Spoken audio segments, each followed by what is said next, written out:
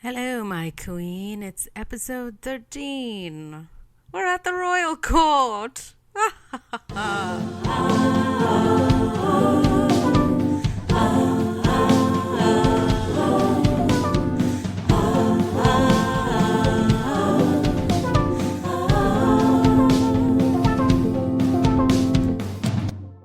Welcome back to the show where I talk about a theme. This is not my real accent. This is no one's real accent. This is a combination of accents that creates a character that's never lived on this planet.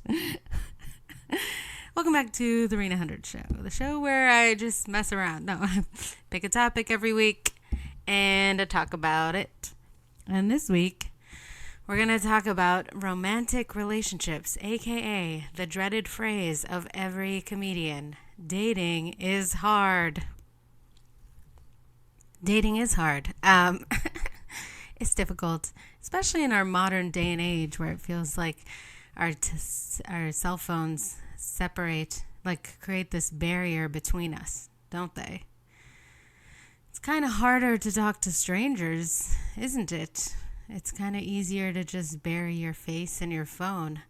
I mean, a lot of the people that I met back in the day when I was really out there in my 20s, early 20s, I met because we randomly talked, at a bar or something, and nobody had their noses in their phones at that time. So it was like, people were just staring around, talking to people. It was much easier to just interact with a stranger, strike up a conversation, make a new friend. And I have to say, sometimes I think, can't we just get a commune together and sequester ourselves away from having to use these smartphones so that we can just enjoy interacting with nature and our worlds without them? But then I think, wouldn't that be boring? No, it wasn't boring. It was actually pretty magical. But it's hard to go back. Just get so much dopamine from this thing. But yeah, that's a huge barrier to dating. I mean, it feels like it added this extra step of not knowing the person at all, where people have to go on these apps and try to figure out an idea of someone from their pictures and their description of themselves, and then meet them and then realize, oh, this is nothing like the idea that I had. Now I'm going to create a whole new idea of who I think you are, which invariably, as I get to know you, is also going to be deconstructed. So it's like you get disillusioned twice. I feel like that's kind of not fair because nobody's the first, the first impression you have if you like someone when you're dating them, like early on, is always just way better than any human being naturally is. You're just like, or I don't know if anybody else does this, but I think we all do, where we just assume, oh, I don't know them that well and they're cute, so it's like they must just be the best. They must think like I do. They must right away understand all my references. They must just be awesome and have no trauma or baggage or anything that's going to hurt me in the future. This is in my early 20s, obviously, before I realized that everything hurts and life is hard. Back to the strange accent, I see. All right.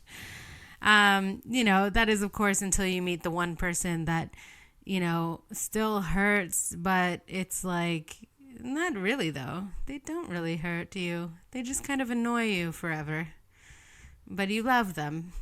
You love them. And you annoy them. And then it's funny to annoy them, and then that annoys them more. And that's a long-term relationship in my book. But yeah, what a difference. I am pretty glad that I didn't mature into dating in the era of smartphones. I guess this accent's just not going anywhere today. Yeah, I'm pretty glad that came later, and I knew how to approach, oh God, it's never going to end, people in the bar. And I used to feel like I was a master at it. But the thing is that I'm not mentioning here is, of course, the social lubricant that is lubricant. Was that going like Scottish there? Lubricant. That is alcohol. Now, I don't drink anymore, but Man, that helped a lot too to meet people, didn't it? Just drinking. Drinking is also an excuse to talk to someone. You know, if you're both at the bar, it's like, oh, we're next to each other. Oh, we're both waiting for the bartender. You know, we're kind of in the same boat, aren't we? Well, we already have something in common. Perhaps we should hang out. Or whatever. You make witty banter. It's just a reason to be around people. It helps people let their guards down, perhaps a little too much if you're someone like me. um, yeah, and I wonder, like, also because now I think drinking has become much less trendy. Maybe it hasn't. Maybe I'm just less trendy and I don't really know what's up. But everybody's always complaining that like Gen Zs are square and they don't drink and they don't do drugs and they don't smoke. And what do? They hang out with their parents. I don't know. I have not seen that to be true, but I don't really know, you know. I'm not really in touch with people of the younger generation too much. Not too much. Maybe I'm heading towards a Jean-Luc Picard kind of thing right now.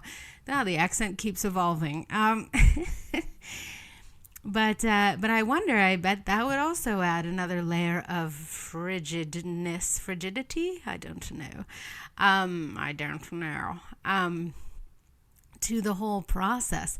Not drinking as much makes it harder to randomly talk to strangers and feel, you know, alcohol did this thing where it made you feel like kind of a warmth with strangers, or maybe like a false sense of safety and security, a false sense of familiarity with strangers. And you don't really get that automatic camaraderie without it. So that's another reason dating is hard. It is hard.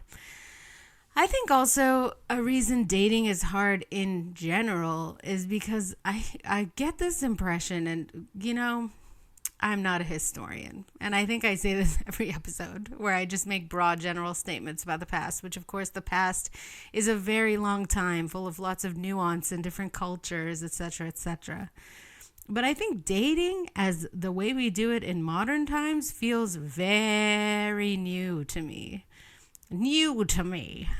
Picard, let's take the Star Trek away from dating. Okay, I gotta stop.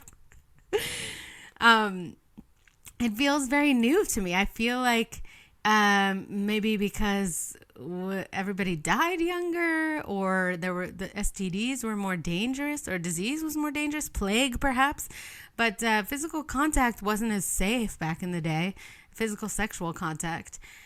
And, you know, people weren't as free with their bodies and with their time. And women also weren't allowed to make, generally, and I'm not saying the whole world, I'm sure there were exceptions, but I feel like generally throughout history, women and also probably men weren't allowed to as freely just randomly associate with each other and make their own choices about who they were going to end up with. I mean, I think there were sometimes there were very rigid class systems. I mean, there still are in our society, but you can transcend. I mean, some of them. You can't, obviously, I'm not going to date anyone from the 1%.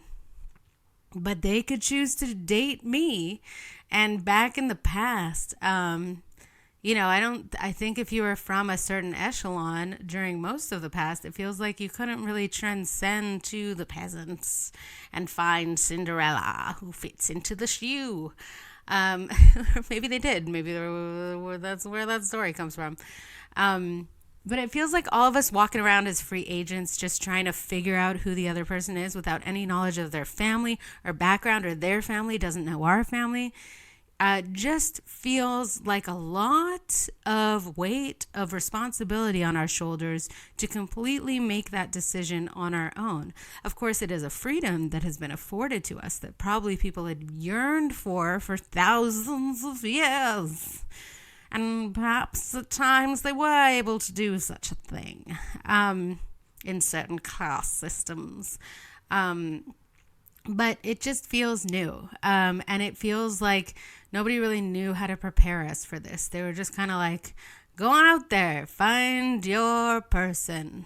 Without really much warning or much knowledge of how, because we really haven't been doing it that long.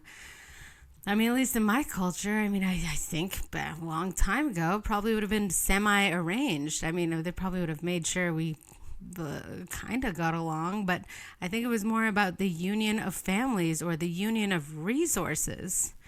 So that's another thing that makes dating hard because it's new and there's no wealth of human that I'm aware of. And again, I could be totally wrong, but there's not a huge wealth that I've seemingly had access to from the anthropological past of like how to do this in an intelligent and useful way that's going to pay off in the end. I don't know. Maybe I should have read more books about it. Now, dating is also hard because you can end up in an unhealthy relationship. And I think many people have been there, at least at one point in their lives. I think getting into an unhealthy relationship is part of what makes you finally understand what a healthy relationship is. But that can be a major bummer and also be something you can be stuck in forever if you're not careful. Because an unhealthy relationship, I mean, generally from what I've seen with my friends, etc., is a cycle of on and off, on and off. And when it's on, it's great. And when it's off, you're in withdrawal and kind of realizing that this person is not treating you the way you should be treated, but you just can't get enough because it's scarcity. The scarcity makes the whole thing seem so much higher value than it actually should be. Because if someone is not giving you all the attention you need and deserve, that's not a high value person. That's a low value, insecure person that has not found a way to love themselves yet and does not have the capacity.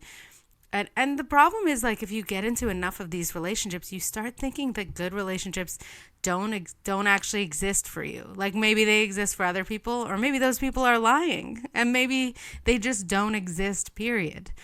But the fact of the matter is that they do exist, and you can have one anytime you truly are ready. But when you're used to the unhealthy withdrawal, dopamine addictive cycle, a healthy relationship after one of those can feel can feel wrong and unfamiliar and just strange, and triggering in many ways. And therein lies the rub, my friend. For when you go to uncharted territories in space, you must set aside your need for familiarity in the face of the unknown.